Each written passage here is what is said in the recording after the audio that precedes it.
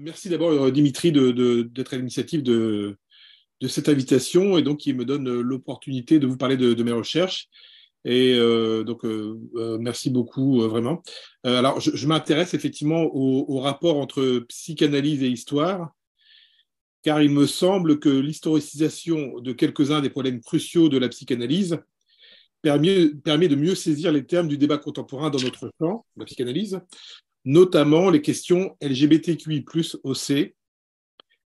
Et ce soir, outre des considérations sur histoire et psychanalyse, je vous parlerai de Chrysippe et des saintes transmédiévales, non pas pour éclairer quelques points d'histoire ancienne, mais pour repérer en quoi ces récits fournissent des problématisations à des questions, les questions sexuelles, qui appellent des formulations nouvelles. Alors, s'intéresser au rapport entre psychanalyse et histoire, c'est, selon moi, au moins identifier trois articulations. La première vise à écrire l'histoire de la psychanalyse, ou plutôt à considérer la psychanalyse comme un récit et une pratique parmi d'autres récits et d'autres pratiques dont on peut faire l'histoire. Freud s'y est employé le premier, au moins 2 fois, dans Contribution à l'histoire du mouvement psychanalytique en 1914 et Autoprésentation en 1925.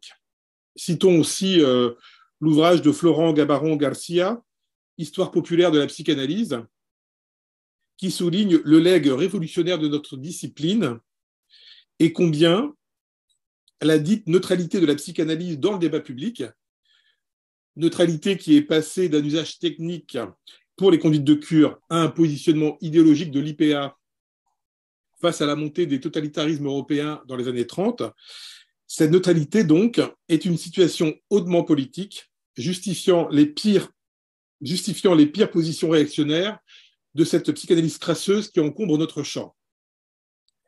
La deuxième articulation entre histoire et psychanalyse, selon moi, établit le récit des notions ou concepts, freudien et lacanien, et leur évolution, dont l'examen se déduit de nouvelles sources ou d'un point de vue renouvelé. Ces notions ou concepts ont une histoire et une géographie à restituer minutieusement pour un meilleur entendement des questions cliniques. Dans mon livre, Dimitri, que tu as bien voulu citer, L'homosexualité de Freud, donc, qui est issu de ma thèse de doctorat, faite sous la direction de Marco Zafiropoulos, j'ai traité le texte freudien comme une archive, en isolant tous les passages où Freud traite de l'homosexualité masculine, mais aussi tous les passages où Freud est travaillé par l'homosexualité en lui. J'ai donc dépouillé le corpus freudien, c'est-à-dire l'œuvre écrite évidemment, mais aussi la correspondance, plusieurs milliers de lettres, les minutes de la Société psychanalytique de Vienne, les notes, les brouillons, etc. Soit environ 330 documents minutieusement contextualisés et classés chronologiquement. Bref, loin d'endosser une position interprétative, j'ai volontairement opté pour une approche factuelle, déduisant mon argumentation de faits du second degré, c'est-à-dire de faits constatés. J'ai montré ainsi que l'invention de la psychanalyse est à saisir comme le produit du transfert d'un homme pour un autre homme, en l'espèce Freud et Fliss. Du reste, Lacan l'avait repéré en 1955, je cite Lacan, « Ce qui est alors pour Freud la parole qui polarise, organise toute son existence, c'est la conversation avec Fliss. Elle se poursuit en filigrane dans toute son existence comme la conversation fondamentale. Ça peut aussi bien faire obstacle que signaler le passage de ce qui est en train de se constituer, c'est-à-dire ce vaste discours à Fliss qui sera ensuite toute l'œuvre de Freud. Qu'y a-t-il à comprendre ici? Que l'invention de la psychanalyse, et Lacan précise toute la psychanalyse, est à entendre comme le produit du transfert d'un homme pour un autre homme. Alors certes, il ne s'agit pas d'oublier le rôle crucial des premières analyses antihystériques dans la découverte freudienne, mais j'affirme que de ne pas apercevoir cette articulation si spéciale entre Freud et Fliss, ce transfert homosexuel, qui le poursuit toute sa vie et qu'il nomme ainsi, nous désigne comme agent du refoulement, refusant d'apercevoir que la scène primitive du récit psychanalytique est homosexuelle, que le préjugé de la guérison de l'homosexualité et autres aberrations sexuelles sont impensées fondamentales. Ce déni nous concerne toutes et tous et livre une clé pour comprendre l'accueil si problématique des questionnements LGBTQI+, dans notre champ. Enfin, la troisième articulation relève que l'inconscient lui-même, en ses formations, n'échappe pas à l'histoire, que la matière de la psychanalyse, l'inconscient et les structures subjectives, est travaillée par l'histoire. Lacan a noté l'historicité des opérateurs de la structuration subjective en articulant subjectivité chrétienne et émergence du désir du névrosé, comme l'a mis en évidence Marcos Zafiropoulos dans son ouvrage intitulé « Oedipe assassiné ». Mais comme on a la chance de l'avoir avec nous, peut-être qu'il nous en dira un bout. En 1958, dans Le désir et son interprétation, Lacan effectue une refonte doctrinale du complexe d'Oedipe à partir de l'historicisation du fantasme. Sa thèse principale, à l'inverse de Freud, établit, je cite Zafiropoulos, que le désir oedipien prend son départ du vouloir de la mère et non de celui de l'enfant, comme chez Freud. Pour le Lacan de 1958, l'enfant est l'objet du désir de la mère, désir duquel il doit se déprendre par le fantasme, qui devient un opérateur de défense face au désir de la mère. Comment Lacan déduit-il sa révision de la clinique de la castration? Elle se déduit de l'analyse d'un corpus de mythes qui ont engendré les créations poétiques majeures que sont Oedipe roi de Sophocle et Hamlet de Shakespeare. Bref, d'Oedipe roi à Hamlet, Lacan situe historiquement l'émergence du fantasme à l'orée du XVIIe siècle. Reprenant la question du complexe d'Oedipe, Lacan s'appuie sur les principales sources mythologiques occidentales en estimant, contrairement à Freud, que je cite Lacan, les créations poétiques engendrent, plus qu'elles ne les reflètent, les créations psychologiques. À la suite de Marcos, je rappelle que Lacan traque à la fois ce que le sujet de l'inconscient doit depuis toujours au texte fondateur de la mythologie occidentale, par exemple Oedipe roi de Sophocle, mais aussi ce qu'il doit à l'évolution historique de cette mythologie. Hamlet de Shakespeare. Bref, d'Oedipe qui se crève les yeux pour prix à payer des effets de la loi, à Hamlet qui tergiverse et recule, à Hamlet tergiversant et reculant devant l'acte, Lacan en déduit que la structuration du sujet de l'inconscient est pour partie soumise à ces conditions historiques. Autre point, Lacan estime que les formations de l'inconscient se déduisent des mythes et de leurs variations. Il est donc possible de chercher à les dater. Or, le repérage de cette variabilité historique des formations de l'inconscient devrait permettre, il me semble, de sortir des positions éternitaires de la psychanalyse sur les problématisations LGBTQI+, ou des coloniales. Cette historisation des formations de l'inconscient s'entend aussi comme le pendant au plan du cas du positionnement anthropologique de Lacan, contestant très tôt l'universalité de l'Oedipe, dont il a pointé les conditions sociales en 1950, dans l'article intitulé « Introduction aux fonctions de la psychanalyse en criminologie ». Venons-en maintenant aux leçons de Chrysippe et des saintes trans. L'histoire de Chrysippe, fils de Pélops, est liée à celle de Laios, père d'Oedipe, et nous est connue par 5 variantes. La principale relate que lorsque Laios fut banni de Thèbes, il fut accueilli par Pélops, qui lui offrit l'hospitalité, mais Laios en abusa. En apprenant à Chrysippe l'art de conduire un char, il tomba amoureux du jeune homme qui se distinguait par sa beauté. De honte, Chrysippe se suicida. Pélops maudit alors Laios, lui souhaitant de ne pas avoir d'enfant, et s'il en avait un, d'être tué par lui. C'est là l'origine de la malédiction des Labdacides. Faute de temps, je n'explore pas les autres variantes, sauf à citer la plus intrigante, pour moi, qui se trouve dans une scolie aux Phéniciennes d'Euripide. Je cite, « Certains disent que Laios fut tué par Oedipe parce que les deux aimaient Chrysippe. » Concernant l'abord psychanalytique des mythes, je rappelle que la définition de Lévi-Strauss, je rappelle rapidement, je rappelle que la définition de Lévi-Strauss soit donner une origine à l'origine et résoudre d'insolubles contradictions, n'était pas celle des Grecs de l'Antiquité, qui parlaient plutôt de palaia, terme désignant les choses du passé. De même, William Marx rappelle l'écart entre la tragédie grecque, dont il ne reste que des ruines textuelles vieilles de 2500 ans, et le sentiment tragique, qui découle de l'affrontement de l'homme et du destin, que l'on doit au romantique allemand de la fin du XVIIIe siècle. Des auteurs les plus fameux, comme Échille, Sophocle et Euripide, ne restent que des bribes. 32 tragédies sur un total estimé de 220 pièces, à rapporter aux 638 tragédies jouées à Athènes entre 412 où Échille créa les Perses et 401 où Oedipe Roi fut représenté de façon posthume, sans compter évidemment qu'il y avait d'autres tragédies dans d'autres villes, etc. Donc, moins de 5%. La perte est considérable. Mais plus irrémédiable encore est la perte du lien entre cette littérature et les lieux où elle s'incarne. Donc, des textes et des lieux, mais aussi des performances. Je cite Sandra Boringer. Rien de plus fluide et plastique qu'un mythe. Sans cesse renouvelé, ces récits venus du passé prennent sens au moment de leur performance, dans le contexte précis où ils sont à nouveau chantés, racontés, écrits, peints, activés. Donc on retrouve la question du rite, en fait. Or, ce potentiel performatif du mythe autorise à reconsidérer, d'un point de vue psychanalytique, le mythe oedipien à l'aune du récit chrysippien. Car cette performativité du texte antique que nous avons perdue, cette parole qui agissait, voire qui soignait, cette catharsis théorisée par Aristote n'est pas sans lien avec la psychanalyse freudienne.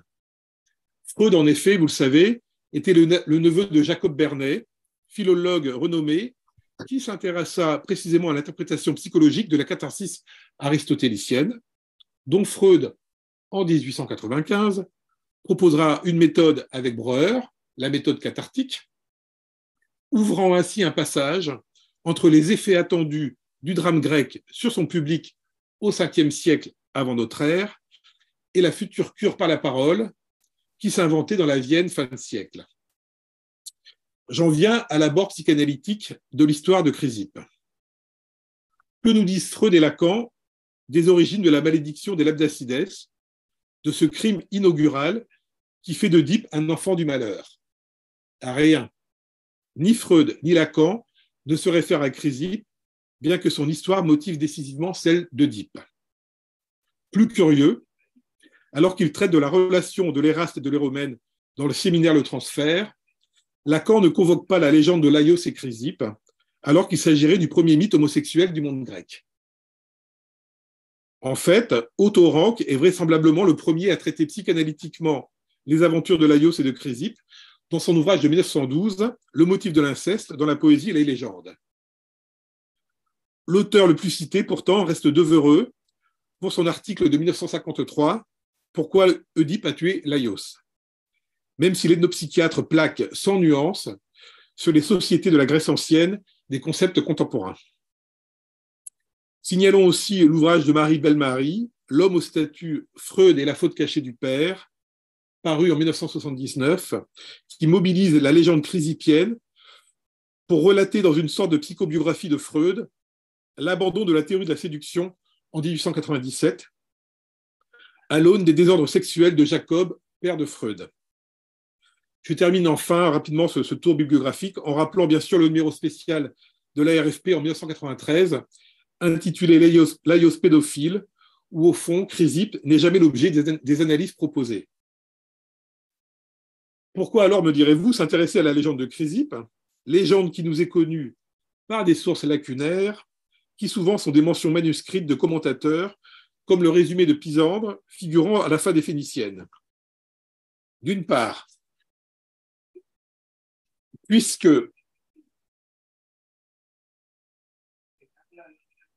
plusieurs drames grecs,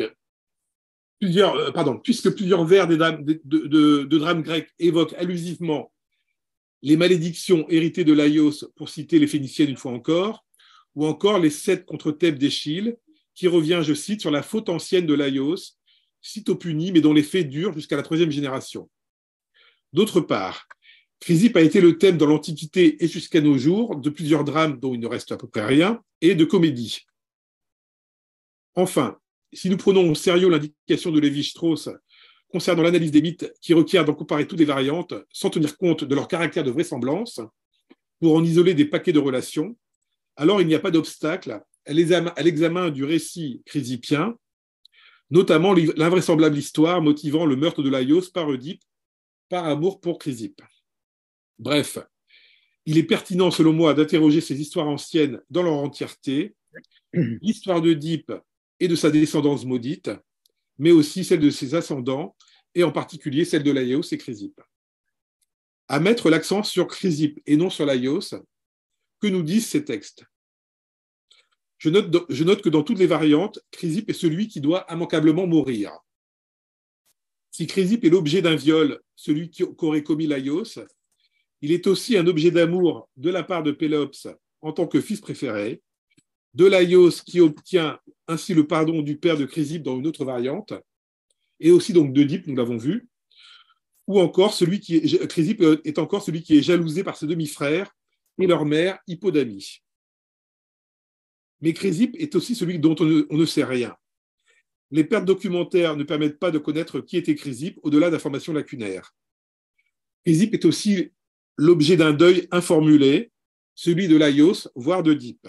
Bref, figure mineure, Chrysippe vient signifier l'effet d'une double perte, ignorée tout à la fois de l'Oedipe sophocléen, par exemple, et, aurions-nous envie d'ajouter, des psychanalystes eux-mêmes, à commencer par Freud et Lacan. Cette perte est pourtant là, elle existe, elle se répète et semble condamnée à rester inaudible. Laïos a aimé Chrysippe et perdu Chrysippe avant sa rencontre avec Jocaste, et à la naissance d'Oedipe, il est le seul à mesurer les conséquences funestes pour sa lignée au nom de celui dont le nom n'est jamais prononcé ensuite. Négation de la négation, la figure de Chrysippe a une place à part dans la généalogie oedipienne. Pour conclure sur Chrysippe, je rappelle 2 points. Premièrement, j'ai rappelé que l'inconscient et les structures subjectives qui se déduisent des appareils mythologiques sont pour partie déterminés par l'évolution de ces appareils, dont l'efficace se déduit aussi de leur performativité et la manière dont les formes d'expression littéraire les modifient. Cela signifie que l'abord structural des mythes est indissociable de l'acte créatif par lequel ils se manifestent. Au fond, si la vieille histoire de Laïos et Chrysippe, dans l'échec même de son retour, nous redevient audible, c'est parce que désormais nous pouvons à nouveau l'entendre. Bref, parce que l'époque a changé, ce dont est porteur le mythe chrysippien devient à nouveau reconnaissable à défaut d'être reconnu. Deuxièmement, en 1972, Lacan annonçait à sa manière une normalisation de l'homosexualité. Je cite, « C'est bien pour ça qu'André Gide voulait que l'homosexualité fût normale. En moins de 2, ça va tomber sous la cloche du normal, à tel point qu'on aura de nouveaux clients en psychanalyse qui viendront nous dire « Je viens vous trouver parce que je ne pédale pas normalement. » Et Lacan de conclure, je cite, « Il y a foule, ça va devenir un embouteillage. » Eh bien, cette foule d'homosexuels, qu'on dirait LGBTQIA+, aujourd'hui, nous l'avons. Avec peut-être une réserve sur la question des lesbiennes, mais Marcos réagira sans doute, en rappelant que Lacan positionne les choses un peu différemment. Mais enfin, il y a une foule aujourd'hui et une foule qui se voit et qui se dit. Cette normalisation de l'homosexualité n'annonçait rien de moins que la fin de la hiérarchisation juridique du sexuel prévalant dans le monde occidental, et cette remise en cause de la hiérarchisation du sexuel en son versant homosexuel, c'est à Gide que Lacan l'imputait. Et depuis Gide, d'autres auteurs ont su écrire depuis la place de celui qui est immanquablement condamné à se taire, celle de Chrysippe, ou plutôt depuis ce trou, nous faisant entendre un peu de cette voix perdue, tourmentée, offensée, Marcel Jouandeau, Jean Genet, Mohamed Choukri, Pier Paolo Pasolini, plus près de nous, Guillaume Dustan ou Abdellah Taïa.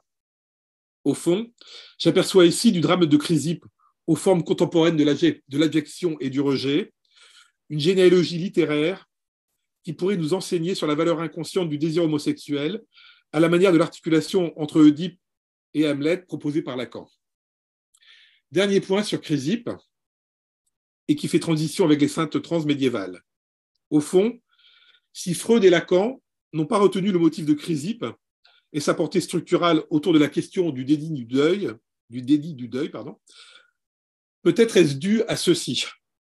Imputer à la jouissance de Laïos les malheurs d'Oedipe, ce serait encore revenir d'une certaine manière à la théorie du trauma que Freud rejettera avec sa neurotica dès que la théorie du fantasme aura été formulée.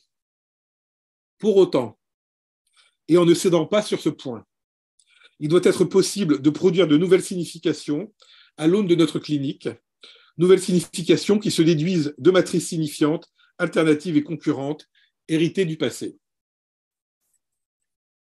J'en viens aux saintes trans et je vais m'appuyer sur le livre de Clovis Maillet, Les genres fluides, de Jeanne d'Arc aux saintes trans, paru en 2020, en identifiant certains enjeux dont est porteur ce texte, qui lui aussi, à la manière de Chrysippe, fait sauter un des verrous concernant l'historicité des questions LGBTQI+, OC. Enfin, je terminerai par des remarques généalogiques concernant les saintes trans, articulées à la psychanalyse et sur ce qu'on peut en déduire d'un renouvellement du domaine de l'éros, comme le dit Lacan dans Encore. Les questions trans sont l'objet d'une controverse féroce depuis la diffusion en 2020 du documentaire Petite fille de Sébastien Lepsich. Je n'y reviens pas, mais note qu'on retrouve la même position d'expertise non située de quelques psychanalystes mainstream que lors des débats sur l'alliance et la filiation homosexuelle, les mêmes arguments de défense saturés de préjugés, non plus sur la famille et ses fondements anthropologiques supposés, mais sur l'enfant, pensé comme catégorie faussement homogène et anhistorique. Pour paraphraser un militant LGBT, je dis qu'au fond, on se noie dans les mots et les théories au lieu de travailler. Alors travaillons. Clovis Maillet est un historien médiéviste et un artiste performeur, mais aussi, il me semble, un histologiste. Maillet traite en effet la matière historique, tel un histologiste maniant un liquide de contraste, faisant apparaître ce qui sinon n'est pas vraiment visible, tant cette matière historique est prise dans la gangue des convenances et les fausses évidences. La plus grossière ici est celle considérant le fait trans comme récent, pour ne pas dire épidémique. Pour faire taire les idées reçues, Maillet démontre que les expériences de transidentité ne sont pas l'apanage de la modernité. Il propose une lecture renouvelée du légendier médiéval le plus fameux, La légende dorée de Jacques de Voragine. Écrit entre 1261 et 1266, ce texte relate les vies de 150 saints ou martyrs chrétiens. Maillet troublée, déviante, inversée ou fantasmée, qui est celle des saints et des saintes de l'Occident médiéval, où se côtoient des figures dont la modernité étonne. Des femmes se travestissent, des hommes sont en saints, des moines maternent, des pères allaitent leurs enfants, des jeunes filles vierges sont barbues, des mères font des avances à leurs fils, tuent leurs propres enfants ou les mangent, etc. Au total, cette parenté hagiographique qui participe du fond mythologique de la chrétienté médiévale engendre, pour cette époque, des créations psychologiques faites de revenants, de démons, d'esprits, de visions de saints ou de la Vierge, voire du Christ lui-même, comme l'a montré brillamment Jean-Claude Schmitt dans son analyse du livre des Révélations, relatant l'expérience de l'abbé Richalm de l'abbaye de Schöntal en Allemagne du Sud vers l'an 1200, expérience qui serait pour nous rien d'autre d'abord que des hallucinations visuelles ou auditives. J'en reviens à la légende dorée pour dire qu'il s'agit d'un ouvrage très diffusé au prix d'un public de clercs comme la Bible, les psautiers ou le cycle arthurien. Donc, loin d'être des bizarreries trouvées au fond d'une bibliothèque, les sources de Maillet sont parmi les plus en circulation dans l'Occident médiéval. Par exemple, la vie d'Eugène Eugénie, dont l'histoire est figurée dans l'un des chapiteaux de la basilique Sainte-Madeleine à Vézelay. Lorsqu'on chemine dans cette église, nous indique Maillet, on aperçoit sur le bas-côté nord ce chapiteau où Eugène Eugénie ouvre son vêtement, offrant aux flèches du regard deux saints sous un habit monastique. La vie d'Eugène Eugénie est mal documentée. Né dans l'Orient chrétien, elle subit le martyre en 257 à Rome et ses restes seraient conservés dans une catacombe romaine. La mise par écrit de sa vie daterait du VIe ou du VIIe siècle. Fille du gouverneur Philippe, Eugénie se convertit au christianisme, se coupe les cheveux, prend l'habit d'homme, le nom d'Eugène et entre au monastère en tant que moine. Accusée de tentative de viol, Eugène est porté en justice devant un gouverneur qui n'est autre que son père Philippe. Maillet relate ainsi la fin de l'histoire. Là, devant les yeux étonnés de la foule et de son père qui ne le reconnaissait pas, Eugène Eugénie ouvrit son habit de moine et découvrit un corps qui apparut à tous comme pourvu de sein. Eugénie est alors blanchie de l'accusation de viol et reprend une identité féminine. L'histoire se termine bien pour des chrétiens d'alors, car l'ancien moine redevenu Eugénie convertit ses parents et la famille subit le martyre lors d'une persécution chrétienne. Tout cela pour dire quoi? Qu'outre les sources textuelles des érudits qui racontent les vies des saintes trans, Maillet met en évidence aussi l'existence d'une source iconographique dans une basilique particulièrement fréquentée, près de l'autel, donc très exposée au regard des pèlerins. Au total, ce que nous fait apercevoir Maillet était donc déjà là, mais on ne le voyait pas, on ne savait plus le voir, et peut-être on ne voulait pas le voir. Soit ceci, je le redis, que les expériences de transidentité ne sont pas l'apanage de la modernité, que l'examen minutieux des légendiers médiévaux ou de leur expression iconographique, à partir d'un point de vue situé, c'est-à-dire d'un point de vue de chercheur, livre des résultats probants quant à la représentation des vécus trans dans le passé lointain, déduits de faits constatés, localisés, contextualisés. En termes de méthode, Maillet a rassemblé un corpus de textes issus des principaux mythes médiévaux, réunissant des épisodes des vies de saints et ou de héros-héroïnes pour engager la comparaison de ces textes et de ces images. Décrivant et analysant dans une perspective large les récits d'expériences de transidentité participant des récits mythiques de la chrétienté médiévale, Maillet nous fait apercevoir leur portée heuristique. Sa grille d'interprétation entre en résonance avec les questionnements de notre modernité finissante sur le système sexe-genre et les modifications profondes des règles de l'alliance et de l'affiliation. PMA, don d'ovocytes, de sperme, maternité de substitution, homoparentalité, transparentalité, etc. Les conceptions d'une époque reculée montrent une société qui a développé ses propres solutions au regard d'un type de problème qui n'appelle pas tant sa résolution que des formulations nouvelles. J'insiste sur ce point. Le travail de Maillet est utile pour nous les psychanalystes, car il montre que les prescriptions adaptatives à une quelconque norme, déduites notamment des travaux psychanalytiques, ne pèsent pas lourd face à la force du désir qui meut certains de nos contemporains dans une affirmation identitaire qui, à tout le moins, mérite d'être entendue, fût-elle cette affirmation identitaire de semblant pour suppléer au non-rapport. À ce titre, Maillet consacre l'essentiel de son introduction à poser les termes du débat. D'une part, il rappelle que les récits de personnes assignées femmes passant à une identité sociale masculine étaient connus depuis 1958 à la suite de travaux de Marie Delcourt. Donc ça ne date pas d'hier quand même. Mais il faut attendre l'émergence des études queer et transféministes à l'orée des années 2000 pour ouvrir une nouvelle perspective de recherche permettant d'apercevoir une société pliée à une autre éthique et dont le système symbolique qui l'ordonne propose un principe de différenciation des sujets parlants qui ne se réduit pas à notre binarisme sexuel. Accessoirement, il convient d'indiquer que Clovis Maillet a soutenu sa thèse se prénommant Chloé Maillet.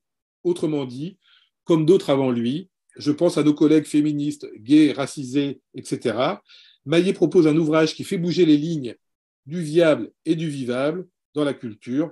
Autrement dit encore, Maillet a tenté de faire de son symptôme à savoir, comme on dit dans notre labo. C'est pourquoi l'effort définitionnel engagé par Maillet est à souligner lorsqu'il historicise les catégories de sexe et de genre. À propos des termes aussi triviaux que ceux d'homme et de femme, dont le sens irait de soi, Maillet constate qu'ils supportent d'autres significations à d'autres époques ou dans d'autres aires culturelles. Or, les deux termes ne sont pas complémentaires au Moyen-Âge, coexistant avec le terme hermaphrodite et se distribuant selon une hiérarchisation situant le sexe masculin comme parfait, car à l'image du Très-Haut. Ce point s'inscrit dans la continuité des travaux de Thomas Laqueur, qui expose dans La Fabrique du sexe une théorie du sexe unique, le sexe masculin, qui trouve ses fondements chez Aristote. Or, de ce sexe masculin se déduisaient d'autres sexes selon un principe de hiérarchisation qui subordonnait le principe de différenciation. Les sexes ne sont pas tant différents que hiérarchisés au profit du sexe mâle. Enfin, et au risque de l'amphibologie, Maillet soumet au même traitement le terme transidentité, désignant désormais d'autres réalités qui sont celles de l'Occident médiéval, disons celles de cette élite cultivée dont nous lisons encore les productions mythologiques. L'ouvrage de Maillet porte en soi des perspectives nouvelles de recherche sur l'historicisation et les enjeux de cette historicisation des questions trans. En effet, les travaux de Maillet mettent en relief l'intérêt du regard éloigné pour considérer quelques-unes des questions nouvelles qui travaillent notre modernité, par exemple celle de l'homme enceint. Or, le motif de la grossesse masculine est déjà en circulation au Moyen-Âge, comme par exemple dans la légende dorée, où selon une source apocryphe, l'empereur Néron obtint de ses médecins, il est vrai menacés de mort, d'être enceint et de pouvoir accoucher. Notons que ce motif est déjà présent dans la Bible, dès la Genèse, puisque Adam engendre Ève de son flanc, comme l'a rappelé Roberto Zaperi en 1983, dans son ouvrage classique « L'homme enceint, la femme et le pouvoir ». Enfin, l'anthropologie a mis au jour aussi ce motif à de multiples reprises, par exemple Lévi-Strauss, qui a étudié le mythe du garçon enceint chez les Indiens Pawnee des États-Unis. Bien sûr, il n'y a aucun rapport entre la symbolique de l'homme enceint dans la tradition chrétienne, par exemple, qui représente la prééminence de l'homme sur la femme, et la demande sociale actuelle d'accompagnement de grossesse masculine. Mais je rappelle ces données pour pointer un déjà là. Les signifiants nous précèdent toujours. Les systèmes symboliques, comme l'indique Pastoureau, ne s'éliminent pas les uns les autres au fil des siècles, ils se superposent, se contaminent, s'affrontent ou s'interpénètrent. À la lecture du livre de Maillet, il est difficile aussi de ne pas remettre sérieusement en question l'approche classique du fait trans par la psychiatrie et dans son sillon par la psychanalyse, disons une certaine psychanalyse objectivante, qui réduit cette manière d'être à sa dimension pathologique et déficitaire, enfermant les concernés dans le ghetto des psychoses et des parentés problématiques, où fleurent bon les relents nauséabonds de la théorie de la dégénérescence de Morel, en gros, et pour l'avoir entendu, mère alcoolique, père absent. Je caricature à peine.